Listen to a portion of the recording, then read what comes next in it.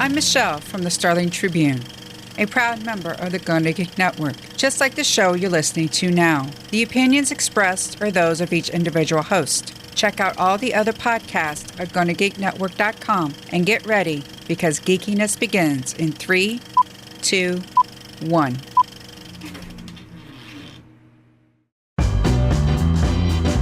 This is it.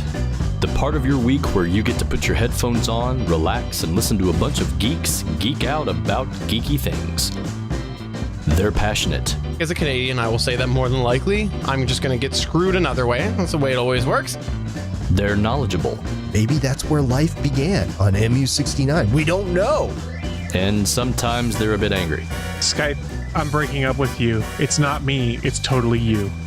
Gonna Geek Productions presents the official GonnaGeek.com show.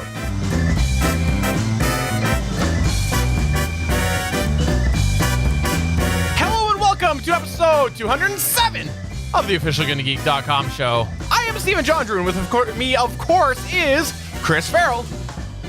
Current status, officially not broken up with Skype at the moment. Ooh, that's exciting. And you know why else that's exciting? Because that means you can do your little late night conversations with Stargate Pioneer. Current status, Equifax. I got my eyes on you. We're done. Broken up. That's not good. You know what? You should just make sure to sign away all of your credit stuff right now. Just do it. Just do it. That's a joke for a bunch of people who are crying right now because their lives have been stolen. That's very true. We are here with your favorite geeky podcast. We are the official GonnaGeek.com show, and here we like to talk about the latest happenings in the world of geek. Now, we may like to talk about geek, but that does not mean that we are tech savvy. For example, did you know that I just discovered that somehow both my computer clock and my clock that's right above me are 4 minutes behind the actual time? They're so just Steven, in cahoots. You're a father now, right? Yes. You have kids, right? Right. So flashback 20 years when your parents couldn't program the VCR clock correctly. You are now that guy. 12 o'clock. 12 o'clock. 12 o'clock. Is that a requirement for being a father? Is that a thing? Yeah, you can't program the clocks in your house. Absolutely. Okay, that's good to know because apparently I've been doing it wrong. But you do know what I always say, though, right, Stargate Pioneer? Oh, I'm scared. Yeah, I'm afraid to ask right now. I always say that it's 12 o'clock somewhere.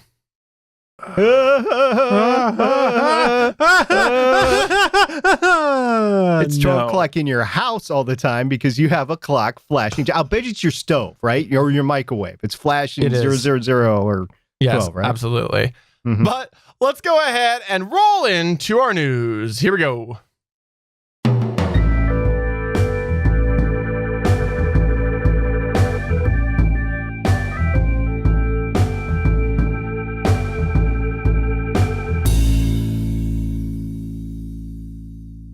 All right, so this week in the news, we're going to go ahead and start off with something that's intriguing. It's a rumor, but one that is sure is heating up. That's right. We're talking about apparently Google and HTC possibly becoming one. I think there was an awesome 90s song called When Two Becomes One. There's your Spice Girls shout out right now, by the way. That was Spice Girls? That was totally Spice Girls, I think. But anyways, yes. The rumor is that Google's looking to buy HTC. Now, this is interesting for a couple different reasons. Number one, well, they bought Motorola a long time ago. This was something that they did, and they said, yep, we're going to go ahead and buy Motorola. And then they didn't have it very long, and they sold it. So to find out that they're looking at possibly another company, another phone company, is odd. But the cool thing with that is that they, as you may or may not know, worked with HTC last year on their flagship Pixel phone.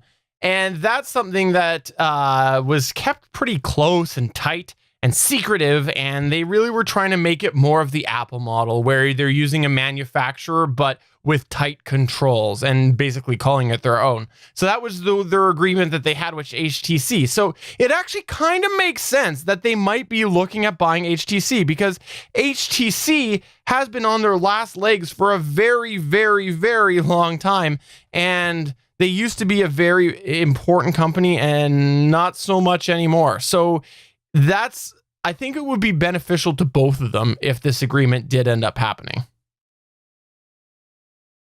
I was just curious when I heard this on my Amazon personal assistant news in the morning, and I was like, I wonder, who this would affect the most? Yeah, that's right, Steven, because he has the Pixel. But then I started thinking, well, I mean, this could actually be a good thing, because the flagship phone that is built by somebody else with Google's flagship name is now going to be owned by Google, so they can actually do whatever they want, including software. It can embed more and more great basic Google software that can permeate whatever throughout all of the Android OSs. So I think we're going to see more and more just regular stock apps on Apple OS in the future because of this. This is a long-term thing, guys. It won't happen right away. We're talking at least 6 months, if not 2 years down the line, but I think it's good.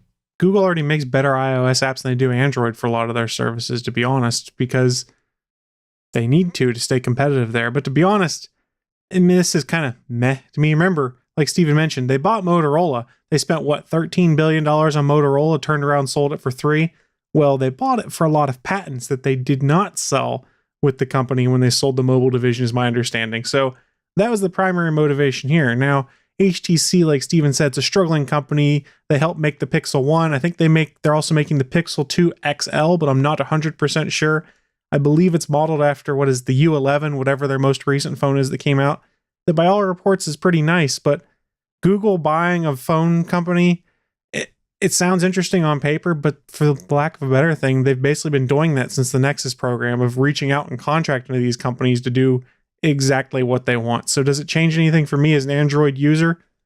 No, it just means there's more potential for it to be pure Android. But even now, Google, if you've been reading the Android Oreo reviews, has kind of been moving towards steps to make it so that updates are coming quicker, so that updates are easier, because they're basically treating a lot of things in the software like they do Google Play services. That is, we write the API, you have to hook into it the way we say to use these tools, and if you don't get access to the Google apps. And if you don't have the Google apps on the phone, it's kind of useless.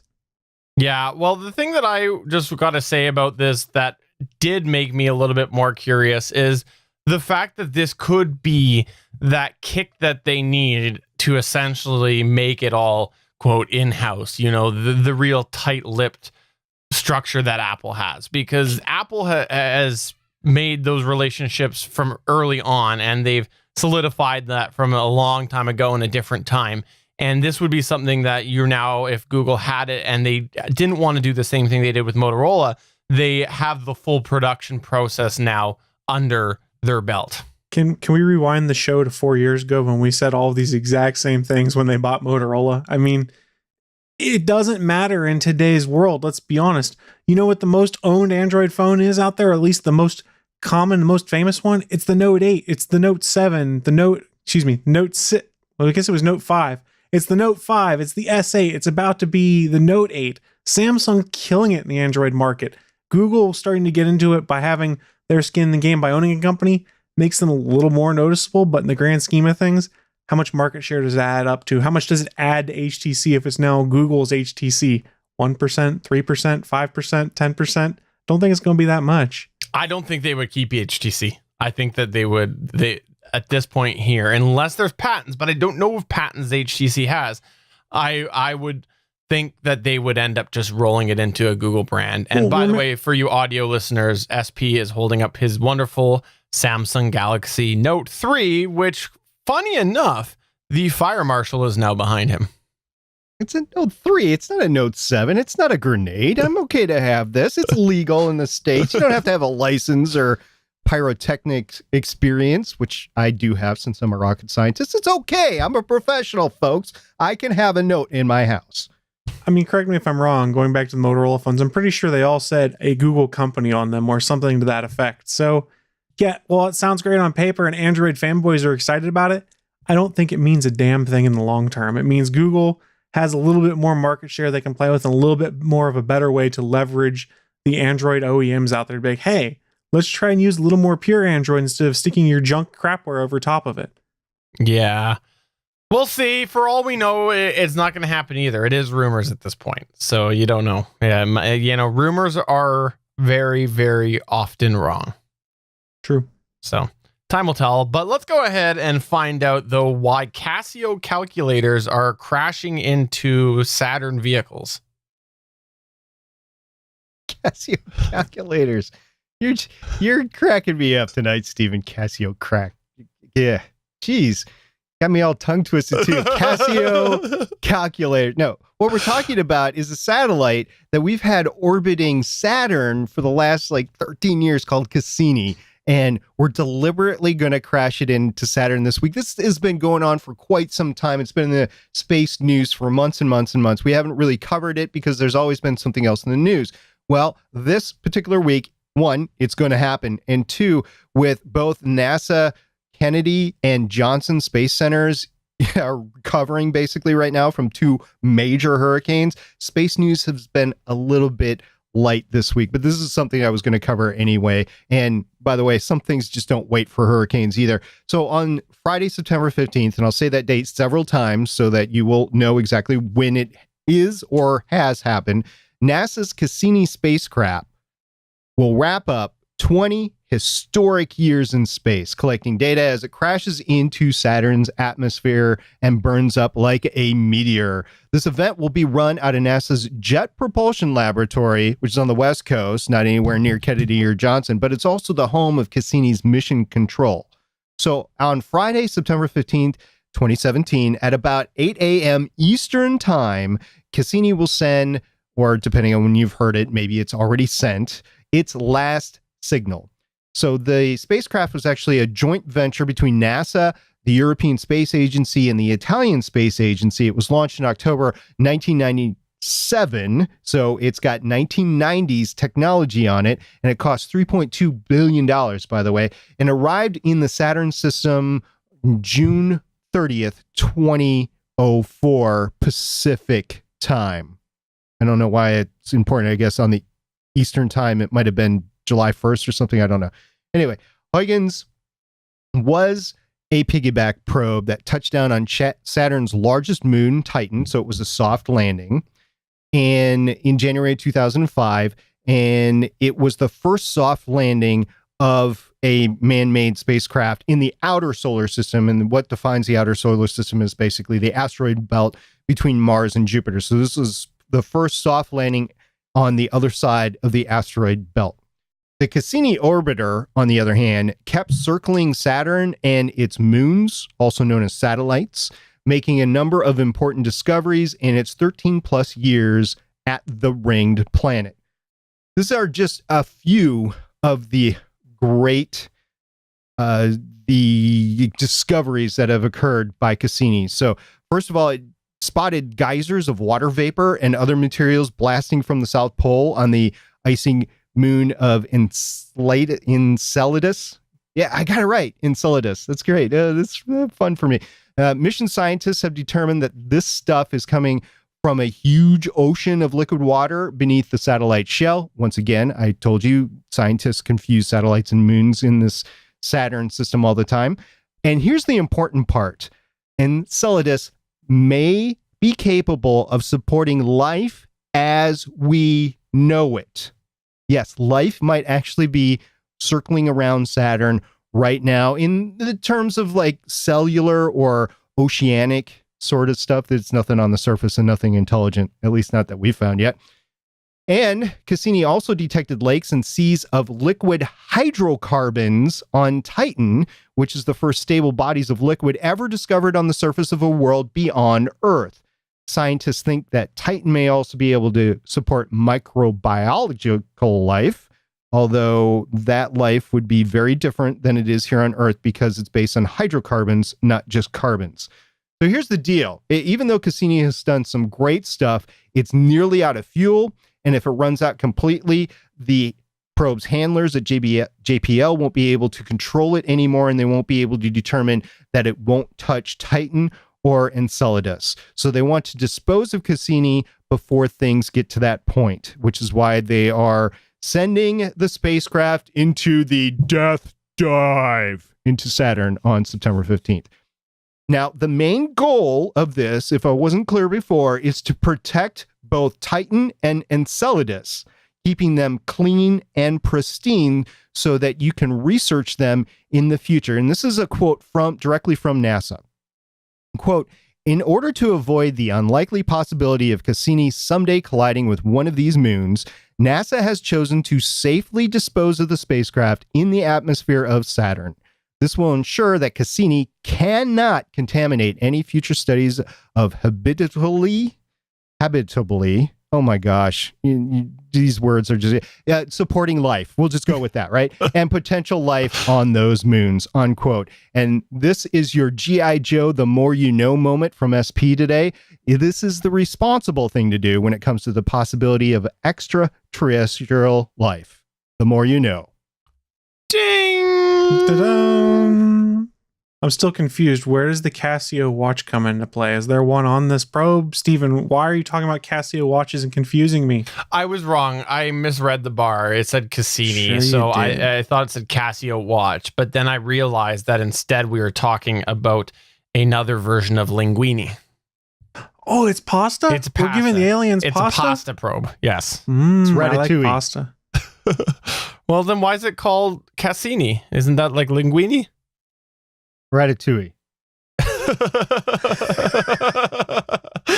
All right. So let me ask you this, Stargate Pioneer.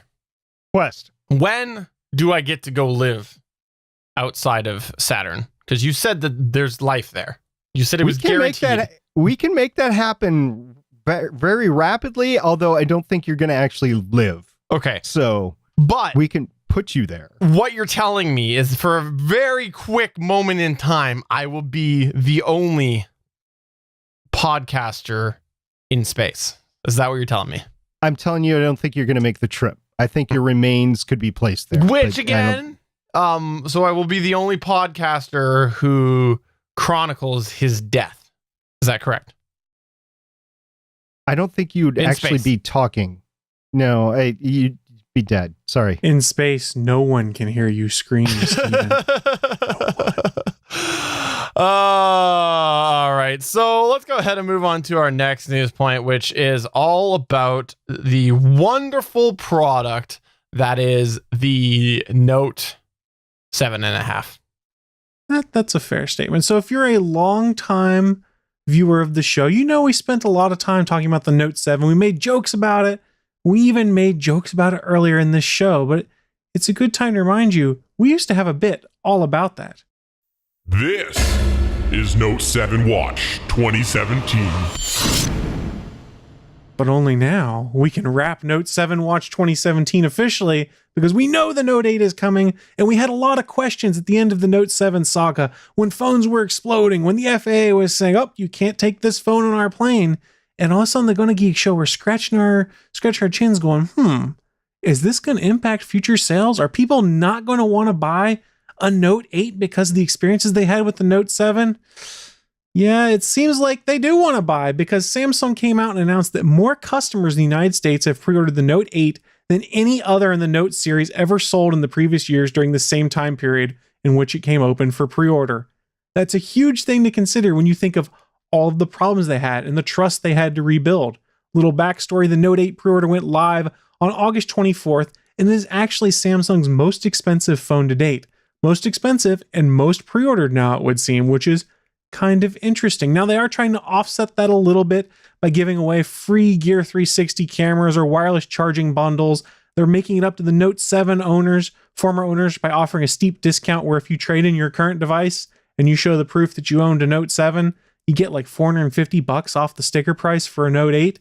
So they are trying to make things up. But guys, does it surprise you that the pre-order numbers are up for the Note 8 when compared to all of the other Note phones after we had Note 7 Watch 2017.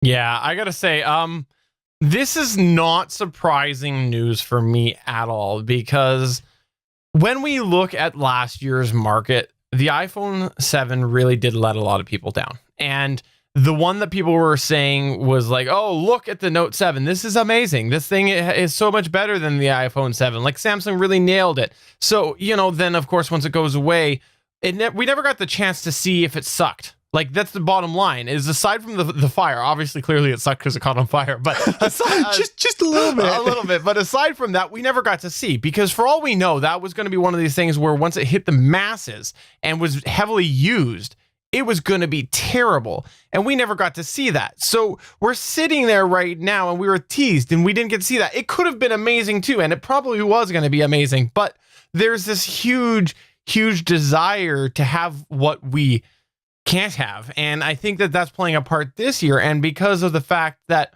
people were also speculating that Apple is going to be backlogged, that people didn't even think they're going to get their phone out on time. I think that there is so much hype around this Note 8. Plus, let's be honest here.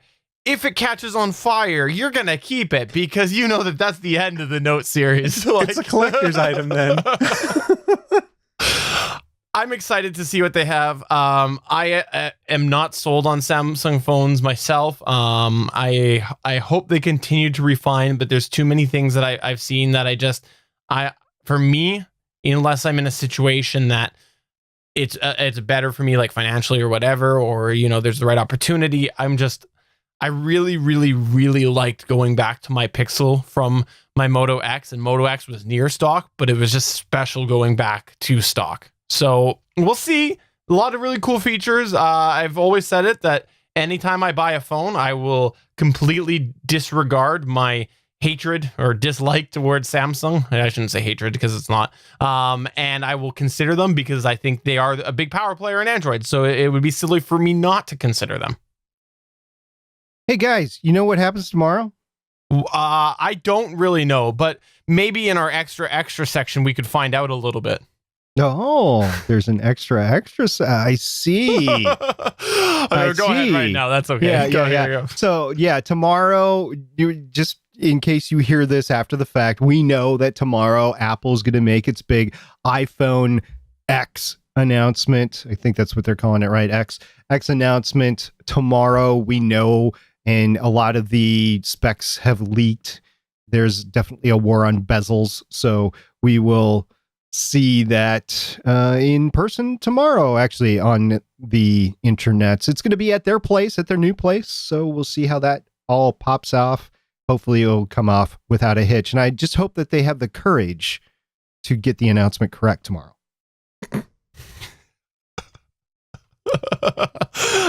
Just shot it last year. I am actually really excited for both of these here. I know we're talking the Note 8, the pre-sales, all the stuff there, but the iPhone, whatever it is, because people are thinking it's not an 8, is really interesting. It's a really fun time because of the fact that they both are supposed to be major players. The iPhone 8, or whatever it's being called, is supposed to totally switch it over, and then the Note 8, you just gotta love it after the previous model got on fire twice. Like, you gotta pay attention to it. So super excited for both of these here.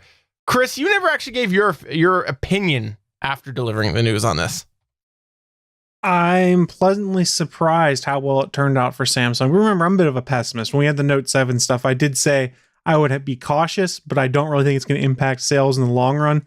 So I kind of expected it to be good pre-orders, but then ramp up after people had bought their Note 8s and saw they didn't catch on fire and explode. So to see the pre-orders spike so much before the phone's even out, it's kind of interesting to me, and goes to show that Samsung seems to have done the right things to get customer loyalty back. All of the steps they took of showing, here's our, 13-step battery testing facility that we have.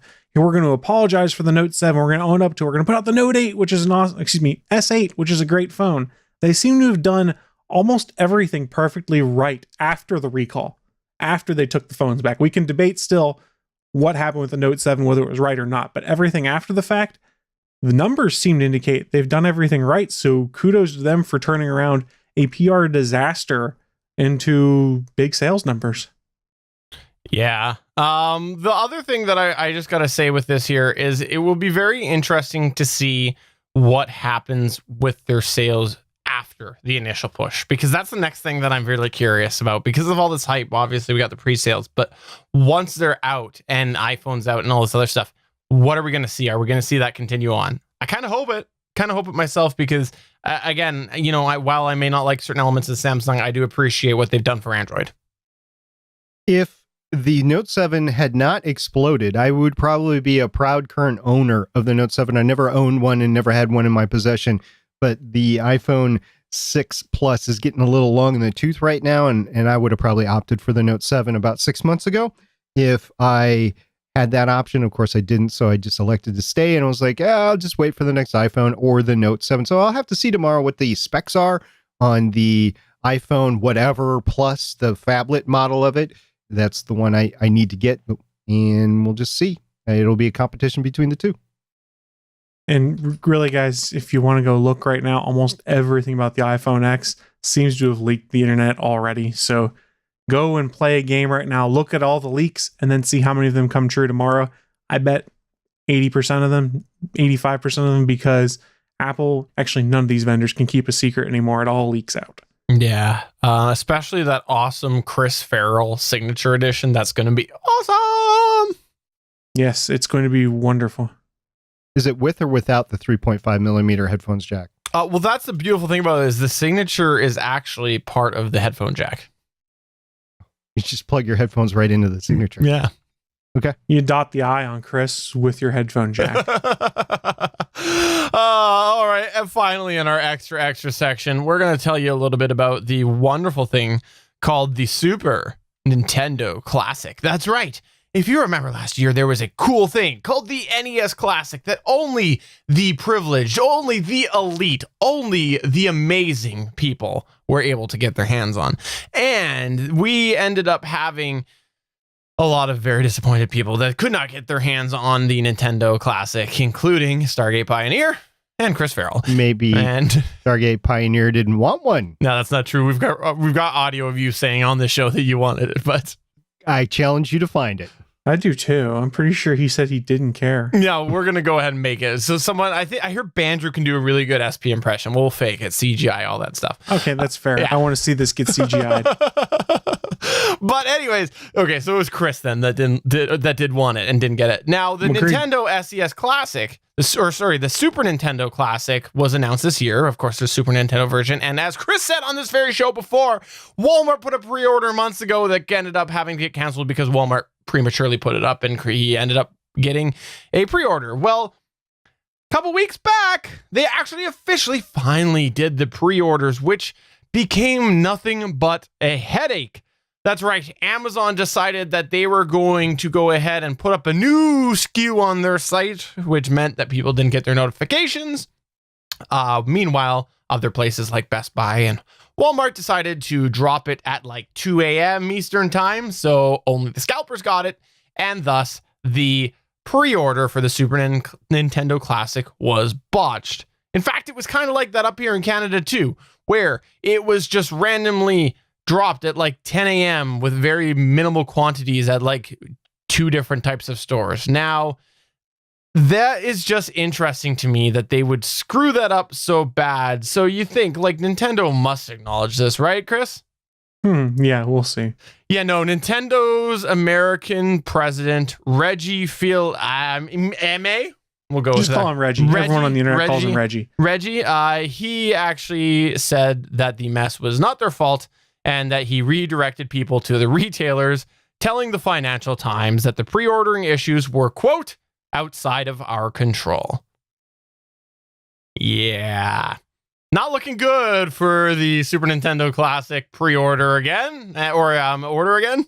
And then he followed up with it in a later interview saying nobody should pay more than $80 for Super Nintendo Classic, but didn't actually say they're going to have enough of them out there that you don't have to go and buy one from a scalper. So I don't know what Nintendo's doing. They kept saying there'll be plenty of SNES classics to go around, and Yeah, I don't think that's going to be the case because they were gobbled up in minutes. They crashed websites. I mean, I kind of ragged on Amazon at first for putting it up under another listing until I realized why they did it was to keep the scalpers from using their bots to scrape things off that original listing and buy them all up immediately. So while it was a pain, they actually gave people a chance to pre-order, unlike Best Buy and Walmart, where it was like that, gone. It's odd. The whole thing is so odd to me, and I don't know. All of Nintendo sales are odd to me because a lot of them are like this. The most frustrating thing with this is I want to buy it, and I've said this I think on ATGN. If you charged me $80 to put an SNES Classic on my Switch, I would totally do it. I'd pay $80 for a virtual console that plays the 21 games that are available on there.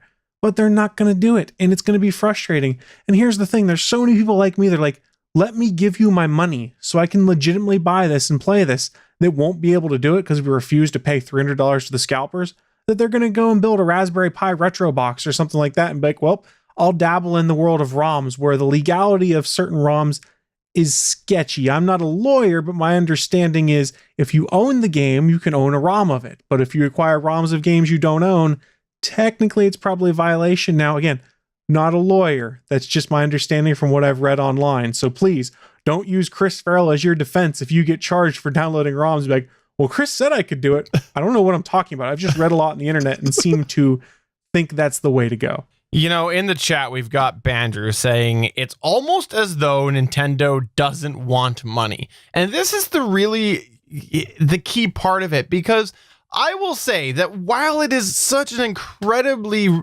terrible move and rude move that they do with things like the Switch, or they tried to do with the Wii U, or that happened with the Wii, where they're like, yeah, we can't make the demand. Oh, I'm sorry, but eventually you'll be able to get it. Well, that's true. With the Switch, eventually everybody who wants a Switch will be able to get one. But that's not the case with these classic consoles. They're just going to drop them. Like, you know, they're going to do the same thing with the Super Nintendo. And it's different because when they're artificially manufacturing the demand so that they can keep releasing them in batches and keep the hype up, it's a not very fair marketing decision, but people are going to get it eventually. This is just bizarre. So bizarre. So here's the other thing to consider too, is Nintendo might be a little gun shy. Because remember, the Wii sold like gangbusters. The Wii U, it sold what, 13 million units when it was all said and done. There were Wii U's sitting on the shelves everywhere. God knows how many Wii U's were sitting in warehouses because they expected them to get shipped out. I think they might be have a little bit cold feet because of what happened with the Wii U and say, we don't want to be sitting on this back inventory in case something flops. Now, that being said, a retro console like the SNES Classic, the NES Classic, look, you can see based off the Twitter reaction alone that fanboys like myself who grew up playing those systems are like, I gotta have this, just take my money, Nintendo, here, I want to give you my money, I want to play this. And I don't know, I sometimes see conspiracies where there aren't. And part of me continues to go back to something many people, including myself, have said about Nintendo is they like this artificial scarcity because what are all the headlines about right now? SNES Classic. How much did you see it on the news the day pre-orders dropped? How much are you going to see on September 29th in the news when people are lining up outside Toys R Us at 12:01 a.m. to be able to buy the 6th that Toys R Us gets in the next day? You're going to see a lot of TV coverage about that. Combine that with the positive press on the Switch, and Nintendo's getting tons of free coverage. Now, maybe I'm going down a conspiracy theory path, but hey, if it quacks like a duck, it might be a duck. Yeah, but they could also just go ahead and later release them, right? They could do the same thing with the Wii, where they just release them and eventually everybody gets them. So I don't buy it. I think that they just are like, this is the X amount of dollars we want to make, and that's fine. That's the way it's going to be. We're gonna make X amount of dollars, and we're gonna move on to the N64 next year, and that's the way that it is. So who knows? Maybe we'll be lucky. Maybe Stargate Pioneer will get his Super Nintendo Classic that he said he wanted. Who says I don't have one already? And let's not forget, folks, this could just be a long-term marketing plan by the company to keep demand high so the next time they release this sort of thing, because TV technology has increased, or maybe they're just going through another round that people are like, oh yeah, I really want one now. So they get to make another limited batch. It's a continual thing that it could be part of their marketing plan, or they could just be stupid. I don't know, but I'm not them. Yeah, so we'll go ahead and see what happens there. Chris, are you going to try your hardest to get it? No, I'm done. No. I tried to buy it on Target. I got screwed in the cart 2 times. It yanked out of my cart. Bought one on Walmart. Got screwed out of that. At this point, I'm done. I'd rather go and buy an old SNES console or one of the retro consoles they put out because the patents have expired. They actually have an HDMI out, and go and buy old SNES games and do it that way, because it's not worth the time and headache this is. I don't care enough to waste any more time trying to get it. Okay. One last question before we move on. Go for it. What if it's actually available on a website? Like, actually, legitimately, you're like, you pull it up and you're like, hey, look, it's actually in stock. I swear, if you send me a link right now that has one available, now it's going to be a moment of, do I stick with my guns to what I just said because I'm so angry, or do I cave immediately on air? No, not at all. No, I wish I did. I would absolutely do that. But no, seriously, like, let's say that there is by chance quantity. Would you do it? Eventually. But I don't know if that quantity is going to be there. Nintendo keeps saying it's going to be, but maybe? All right. Well, we'll see what Chris does in the future. Until then, you'll have to keep listening to every episode of this podcast to find out. Otherwise, you always wonder, did Chris get his SNES Classic or did he not?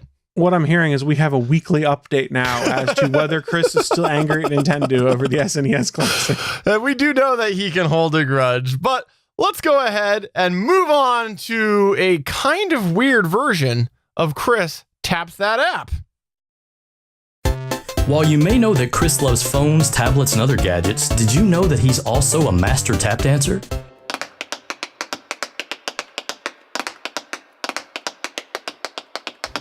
It's time for him to combine these passions. Welcome to Chris Taps That App. This is a fun version because if you're familiar with the Google Assistant, technically that's an app, right? Yeah, so is Amazon Voice Services. The Echo thing. So they are both technically apps. Now, where this gets super cool is that what Chris is going to talk about today, he literally taps it with his car on occasion. Yeah, that's about what I want to do with it. So let's flash back. I want to say it was probably 6 to 10 months ago. Chris was talking about actually, I think it was around February timeframe. So I guess it's only about 7 months ago. Chris was talking about this real cool product he saw on Indiegogo. And remember, I've been a big supporter of Kickstarter and crowdfunded projects. The router I have in my house that I reviewed on this show is the Portal router. I love it. I've had no issues with it. I've backed a ton of comic books, a ton of board games. I've never had a bad experience. I've had a delayed experience, but never had a bad experience. And I guess eventually you can't always roll the dice and succeed. So I did kind of have not so great an experience. So let's flash back to February. And this is not me cueing Steven to flash something back because there's nothing queued up for that. But back in February, I started talking about a device I saw on Indiegogo after reading some blog posts on things like Slash Gear and a few other tech blogs about the Clarity Android assistant that was basically going to be billed as a device that had both Amazon Voice Services and Google Assistant built into it that would allow you to do hands-free queries with both those devices, be able to issue commands to them, tell them to play music. It would also have Skype and Netflix and cookbook apps and YouTube built into it. It was basically the Amazon Show device before the Show device was announced. It sounded awesome in theory, and I watched the hype video, I read some of the tech blog publishing, and I went, I'm willing to give this a try. And I plunked down I think it was $169 to say, I want to get this Clarity, this product. And then they changed their name later. They got acquired. It became Clazio. And I went, well, that's weird. Why'd they get acquired? And didn't think so much about it. And then I started watching the Indiegogo campaign after it closed out, and things got delayed a little bit. Something I was supposed to get in June or July, I didn't get until September, or I guess it was late August, early September. I went, well, this is problematic. So I had a box show up at my house completely unannounced. And I went, well, what's this? I didn't get any notifications of anything shipping to me. Open it up. It's, my Clazio Android tablet / voice assistant for Google and Amazon device. This is great. I didn't know it was coming. Well, let me set this up and see how well it works. So I open the box, pull it out. Everything's in there. The remote control, the power cables, this nicely built tablet, which has some big batteries in it, big speakers, sits on a nice metal stand. It's sturdy. I plug it in, I charge it up. I go and I see the chat room now. Phrasing, I did miss that one. I go and do the setup. I set up all of Android 6 on there, I tie it to all of my accounts, and I start playing with the device. And I go, okay, how do I make this work with Amazon voice services? How'd they get this baked in so that it could work with Amazon? I saw the hype video. It was literally, I could just sit there and talk to it. Well, there's a button here. Let me push that. What's this reverb.io app? What's going on here? Well, they kind of skirted around actually baking it in using the traditional API calls and stuff that you see other vendors use that might be starting to use Amazon voice services. Instead, they're leveraging an app called reverb.io to do the voice handoff and things like that. And when this device first came out, I couldn't even get reverb.io to connect to my Amazon account. Every time I tried to log in, it would fail. It would throw me to the Chrome browser on board this tablet and then just not successfully log in. So I literally rage quit on the device for about 3 days. I was like, I've had enough of this. I quit. I don't want to deal with this. The Clazio folks posted an update on their Indiegogo page. They said, hey, reverb.io has updated their app. Everyone update your app. Everything should work great now. You'll get hands-free Amazon voice service. So, oh, that's great. I'm going to try that. Go and update the app. Go to set things up. I think on the 4th try of trying to get my Amazon account to connect, it finally connects. Everything starts working. I go to set things up on there and I go, wait a second. This isn't quite like all of the other Amazon voice services devices I have in the house. I just say the trigger word of a word because I don't want to say it here. And it works. It listens to me. Well, to make this work, I've got to have their app constantly running in the background.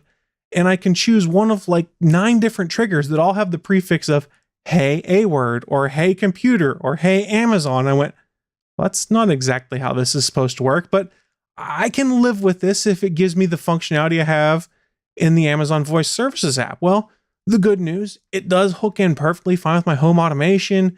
It hooks in to do my flash briefings. It hooks in to allow me to put things on my wish list. But anything beyond that, it kind of has issues with. If I tell it that I want to drop in on one of the other devices in the house, it tells me it's not supported. Then it places the call. Then the call sort of works until I disconnect it. So that piece doesn't work. If I tell it I want to listen to music, yeah, that piece doesn't work. It tells me that that's not supported by this application. So one of the big things I would use this for in my kitchen, that being tell it to play music while I'm cooking dinner, I can't make it do it. I have to go and pull up the Chrome browser, select that, and then hit the Amazon Music button, or go and get the Amazon Music app and launch it from the home screen. So the voice services piece, the voice control, not really there. But so that was kind of disappointing. It sort of does what it was supposed to, but not exactly. So I was really hoping, I was like, well, maybe the Android implementation of Google Assistant is better. Yeah, anyone want to guess how this goes? I'm going to guess that you had the best experience with Google Assistant that you've ever had in your entire life.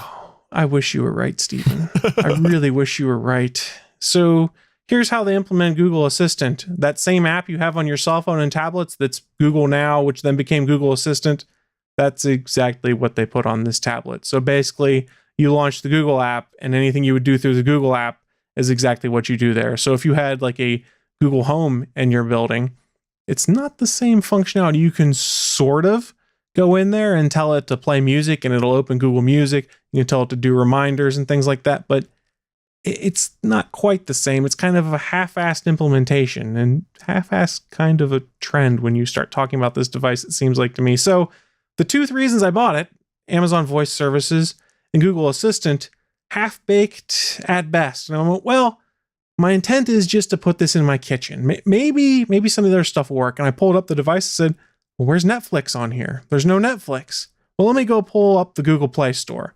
Search for it. Netflix doesn't show up in there. And I go, well, what's going on? So I log on to the Indiegogo page, start reading through the comments, and find out that Netflix is not supported on the hardware that's on there because it's so old, basically, that it can't support the current Netflix app. But please, feel free to sideload the Netflix app if you want to. And to be fair, once you set it up to accept installing apps outside the Google Play Store, yes, I could install Netflix. Yes, it was incredibly slow and did not work very well. Why is that the case? Well, when you go and look at the hardware, once people tore it apart, you found out that basically what's in here is roughly equivalent to the Nexus 7 tablet from 2013. Oh my. Yeah.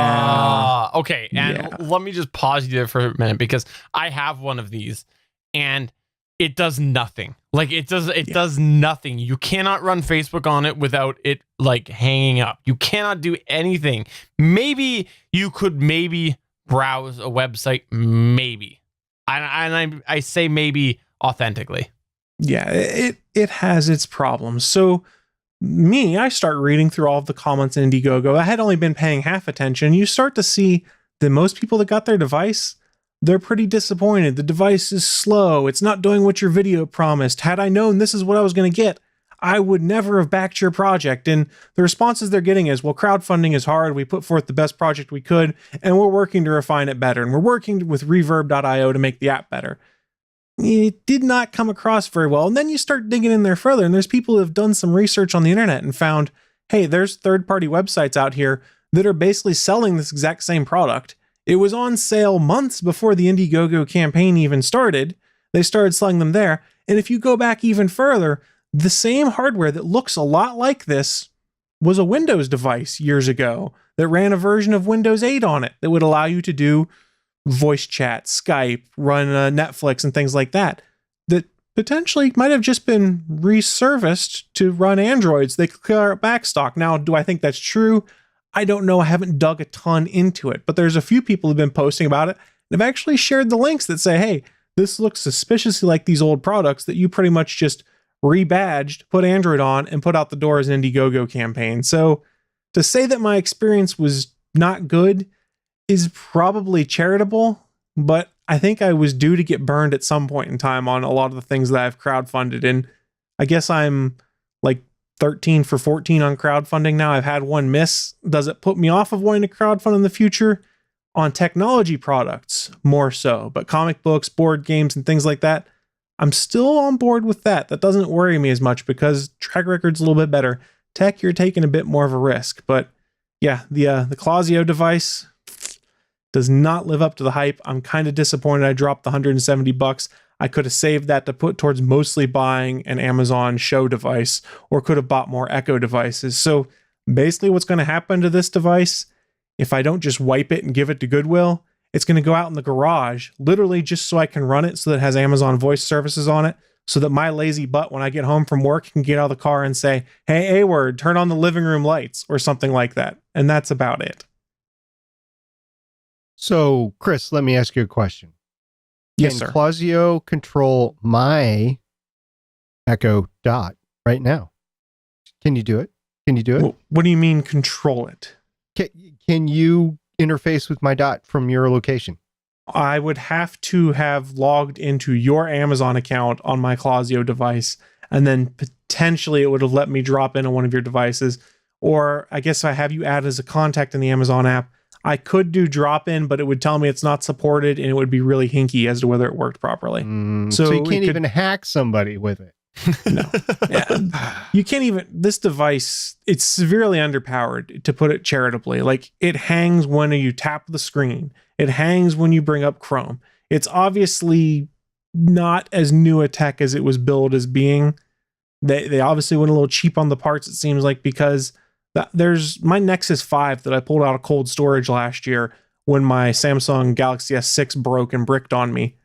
That ran faster and smoother, and that phone is older than this, presumably, than this tablet does. And there's no good reason for it. And the kicker is, like, the speakers on it, they're pretty good.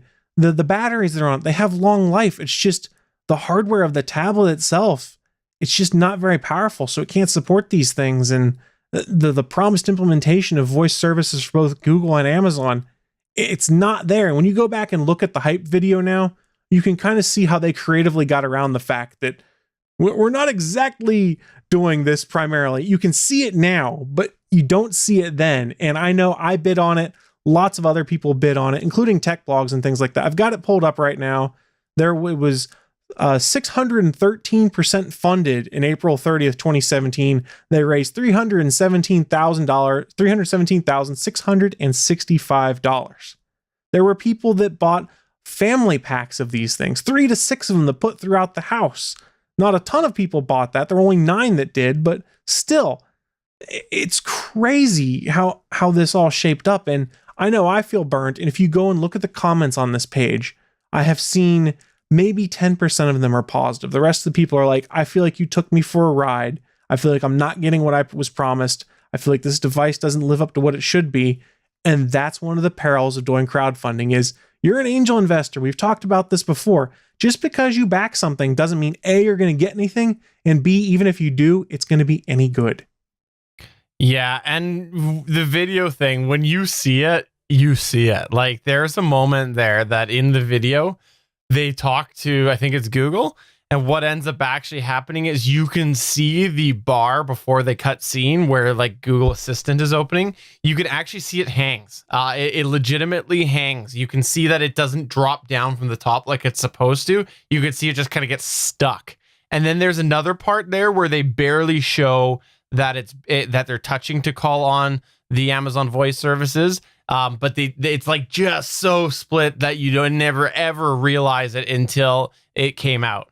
So it's just like it's so snaky in my opinion. Yeah. So and the last thing I forgot to mention on it is that it's been a shipping nightmare, especially for international customers. It was late coming to the United States. There are people in Europe, there are people in England that place their orders. They're being told they've been given to the distributor to get to them that still haven't received them, and they're getting the runaround. So you see them getting progressively more cranky on here, posting and going, hey guys, where's my device? If I don't get it, I want a refund. And if you don't give me a refund, I'm going to dispute the credit card charges because I have not received my product. So the comment section, which I posted in our chat room, it's not me just blowing up this situation into being more than what it is. There are lots of people that are far more angry than I am. I'm upset, but not angry because, like I said, I know the perils of crowdfunding. Well, yeah, right. It is perils of crowdfunding, and you can think of this as venture capitalism to a standpoint. And the amount of new companies that come out, especially in the tech sector, that are successful after rounds of venture capitalism. Heck, even over on Better Podcasting, we talk about media host companies all the time. SoundCloud is considered to be a startup company, and it is not doing well, even though it's received millions and millions of dollars. So it doesn't matter if you're a main company that everybody's heard of the name, or if you're just a garage startup, you might not make it. Matter of fact, the percentage is pretty high. So I would say, Chris, your 13 out of 14 is phenomenal. You have a great ability to pick some winners with crowdfunding. Now, that's different than lottery or horse track racing or out and out venture capitalism, because you've done your research, you've looked into the technology, and it's at a higher level than venture capitalism oftentimes is. And so I commend you, but a little bit of that is the process. But 13 out of 14 still, that's great track record, Chris. That's phenomenal. I would love to know the next time you decide to back something. Yeah, and that's a rough swag. I've probably backed more projects than that, but it's a different story, to be fair, when you're talking about technology products versus like board games and comic books, because there's a different development process behind it. There's different manufacturing process behind it. That's not to discount it and say, oh, it's so much cheaper to do a card game or a board game.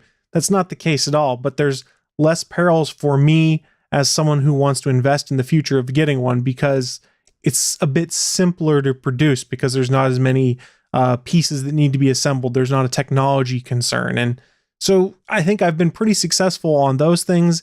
And I fully admit that when I got the Portal router and I backed that, it was a total crapshoot. I had low expectations, and it came in, it defied those expectations, and they've actually gone and refined the applications on it much more. They're selling them mainstream on Amazon and Best Buy and things like that. So that's a tech product that I backed on there that I had severe reservations about that succeeded. And I think that part of why I backed this is I went, Chris, you did all right in that last technology product you had concerns about. Maybe this one will be all right too. And I think I might have talked myself into it a little bit. So yeah, I'm out some money. Do I feel bad about it? Yes. Am I angry and incensed like everyone else on this Indiegogo comments page?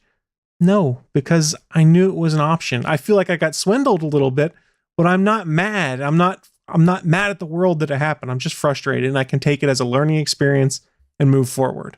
Yeah, I gotta say, like, if I was you, one of the things that I would have expected would have been that shot that it's not going to work. And if it didn't end up working because it just like was not executed very well. I would be a little bit more okay with that. The thing that I find really annoying about this is when you go to the comments page on this product here, you can see link after link after link that really supports the fact that this probably is a repurposed product.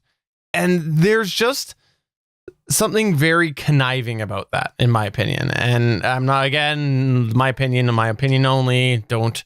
Technically, that's supposed to be against the Indiegogo terms of service. So I've seen some people that are up, they're like, we're going to float this up to Indiegogo and say that you violated the terms of service. Do I think they'll succeed? Absolutely not, because Indiegogo already got their cut, so they don't give a crap, probably. Yeah, so it's just interesting, and I don't know. Honestly, if I had to choose, I would say that I'm with the folks who think that this was a repurposed product. But if you want to go ahead and check this out, it's geeks.link/Chris is sad. That's geeks.link/Chris is sad. And I'll take you right on over to the actual Indiegogo page where you can watch this awesome video and look for those fun little bread nuggets that they left us. I'm a sad panda. Do you like how I said bread nuggets, by the way? That's a new term. Bread nuggets. Bread nuggets. Are we patenting that, trademarking it, something like that? Trademarked. Bread nuggets. Bread nuggets. I think you got your name for your new company, Steven. I love it. It sounds wrong, but that's going to go ahead and take us towards the end of the show. Before we wrap up, we want to remind you that we're part of a show network. That's also a Steven term called the Gonna Geek Network. And you can find also on this wonderful network a show called Better Podcasting. You see, on this show called Better Podcasting, the crew like to talk about all of the latest happenings in the world of podcasting. They're raw, they're real, and they're going to filter through all of that professional BS slant that you hear everywhere else. And you're going to find the raw deal on Better Podcasting. Primarily, it's the American that does that. The Canadian's just there for the ride, but Canadian gets fired a lot too. Wait a minute, there's a Canadian on the show? We're going to have to discuss this later. So check that out. That's GonnaGeekNetwork.com. And also while you're there, let's do a twofer here. You can check out the wonderful show called The Starling Tribune. This show here has Chris Ferrell and Stargate Pioneer on it. And countdown is on. We're looking at just shy of a couple of months here until we end up having Arrow and all of these other wonderful shows return. So check that out, because you know that when that comes back, SP's going to rage. He always rages. Yeah, there's always something on there to talk about. Yep, exactly. Chris, you got anything that you want to plug or promote? Let's see. I don't have anything specific to me. So when I don't have anything specific to me, I like to remind folks, like Steven said earlier, we got a ton of awesome shows on the Gonna Geek Network. So just head on over to GonnaGeek.com, click on the network button, check out one of the other awesome shows that are on our network. They're all good. They're all quality. They all talk about good topics. And hey, if you really want to hang around and watch more live content over on the Geeks.live page, you can see the calendar at the bottom of the screen. There is a ton of live content that shows throughout the week, not to mention all of the replays if you've missed something. That's a good point. There's lots of replays on there, including the replay of Stargate Pioneer doing the Stargate Pioneer Hour. It's just all Stargate Pioneer. That's the only thing he says is Stargate Pioneer. Does he say SP or Stargate Pioneer? It's like I am Groot. I am Groot. It's like Stargate Pioneer, and you're supposed to get what I mean from that. Right. I got you now. I'm picking up. There's more syllables in that, though. It doesn't flow as well. I didn't say it was particularly good. Said it was doing fair it. point. Fair point. My SP, bad. do you got anything that you want to plug or promote?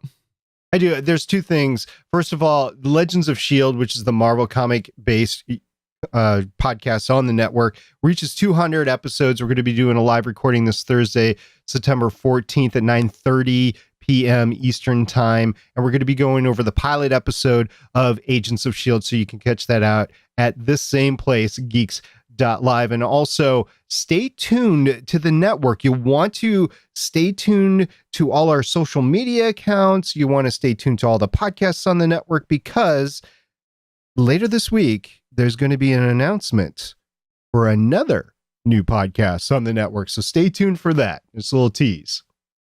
Stay tuned. I am literally staying here tuned. We're not closing down this podcast until it happens. I got to be at work at like 3 a.m. Nope. Please. I got to use the restroom here, No. so I'm going to be leaving in a few minutes anyway. Awesome. So, for episode number 207 of the official GonnaGeek.com show, I'm Stephen Jondrew saying back in the studio again. And boy, do these microphones smell good. Hey, and I'm SP saying have a great week. We'll talk to you next week about some more great space news. Stargate Pioneer. I am Groot. Which one sounds better to you guys? Bye.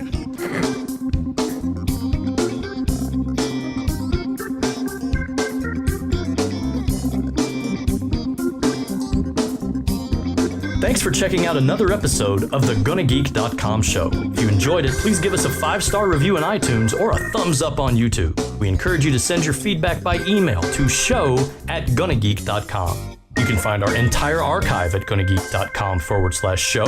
And while you're there, why not check out all of the other geeky content on the Gonna Geek Network? Want to chime into our live chat? Join us Mondays at 8:45 p.m. Eastern at www.geeks.live. The music heard on this show is by Kevin MacLeod of Incompetech.com.